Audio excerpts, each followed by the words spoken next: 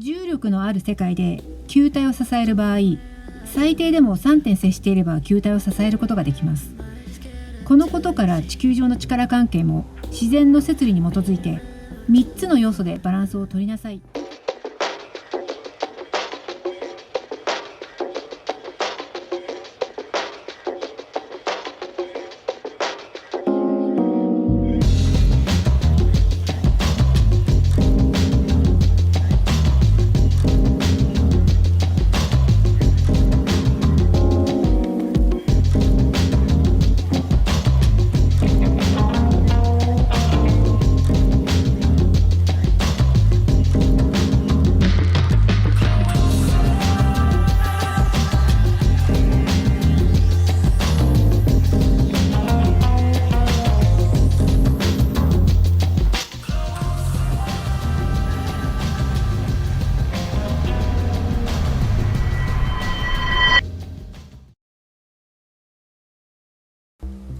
こんにちは、新海月里奈です。前回のセッション35では、太陽のアマテラス大神日本と、世界のキリストロシアと、悪魔のエロス神アメリカ、この3つの要素エレメントが主軸になって生命の星地球は支えられるというところまでお話ししました。で、太陽と世界と悪魔エロスの関係性を説明すると、まず太陽が地球に光を注いで、すると太陽の光によって地球上の自然という大地が築かれ、そして自然大地が整うことで地球上のあらゆる生物、そして人間が生きれる環境となり、で地球の世界が形成されるんです。さらにそこでエロスによってオスとメスが交わり、地球の生命が循環する。なので太陽と世界と悪魔エロス、この3つの要素が揃うことで地球はいつまでも生命の星として温存できるんです。このことから悪魔といっても実は悪魔も必要な要素で、悪魔というエロスや誘惑執着があることで男女という関係、また生物上の切っても切り離せないオスとメスとが永遠に交わる接点を持って、その先に生命が誕生するという命の存続が循環されるんです。ただ今の地球のようにここまで大きな争いや大きな疫病、また地球規模の環境破壊まで進行してくると、地球の中立調和バランスが大幅に崩れてきてしまっているので、やはり世界のキリストと悪魔のエロスの2つの要素だけではバランスが取れず、ここで太陽の太陽神アマテラス大神も加え、この3つの要素で地球の中立調和バランスを保つことが今この地球の課題になるわけです。これが私が覚醒して受け取ったインスピレーション、天からのメッセージです。で、こうして神様とか現実味のないことをインスピレーションで受けてるというか、そのインスピレーションを仮説まで立てていろいろ考察したり、なおかつ十字を切って神社に参拝に行ったり、お札を何枚もいただいてきたり、そして今このように動画を作って発信していること自体、私自身も私やば、大丈夫か自分って思いながらやってるんです。でもどうしても私がやらなきゃいけない、私がやらなきゃ誰がやるみたいな使命感でやってるんですよね。これこそ私自身も不思議です。しかしネットで調べてみても SNS を見ても他の YouTube の動画を見ても、同じようなインスピレーション、同じような考えを持つ人はたくさんいらっしゃって、非常にシンクロも感じているので、私のやってること、インスピレーションは決して思いつきではないなっていう変な自信があるんです。こういう共鳴を感じられる方を見かけると、私のやってることは決して間違ってはないと自信が持てるんです。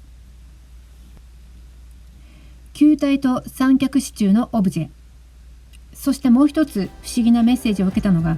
おまじないとして三脚支柱で球体を3点で支え、オブジェを作りなさいとも告げられました。重力のある世界で球体を支える場合、最低でも3点接していれば球体を支えることができます。このことから地球上の力関係も自然の摂理に基づいて3つの要素でバランスを取りなさいということなんですが、さすがにこれを作っていて私自身も大丈夫か私って思いながら作ってました。はい。で、さらにこのオブジェを私は家の中心である対極に置くんです。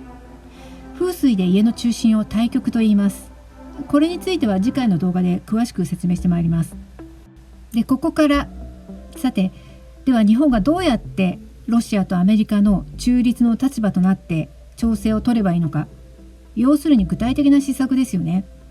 外交なのか、それともおまじないやお祈りなのか、それとも超能力なのか、その方法はまだ私もはっきりとはわからないんですが、概念的にはこの日本という生命を生む大地から発するエネルギーをどのような形でも地球上の世界に向けて届けることができれば、自然と地球を平穏に保てるんだと今の段階では私の考えです。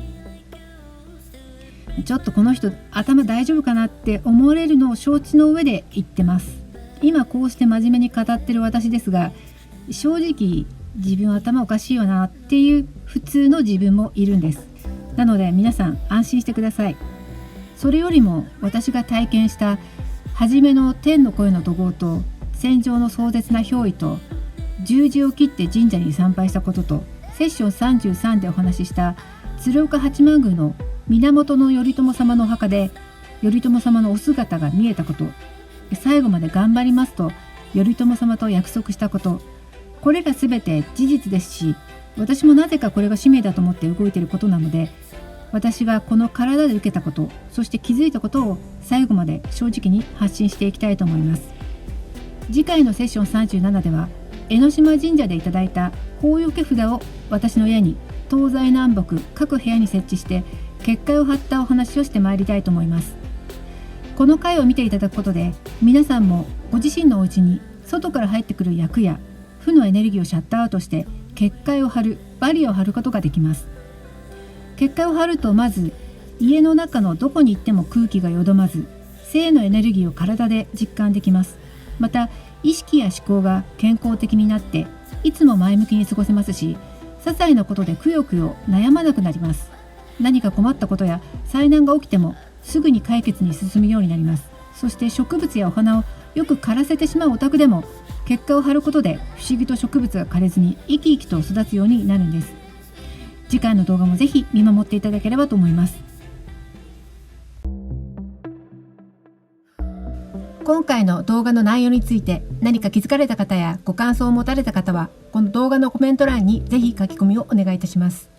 必ず返答させていただきます。また LINE ビジネスアカウントと新買い付きサロンを開設しております。 LINE ビジネスアカウントでは最新情報のお知らせ、新買い付きサロンではここで紹介しきれないお話やオンタイムで感じたメッセージ、インスピレーションを記事やラジオでお送りしております。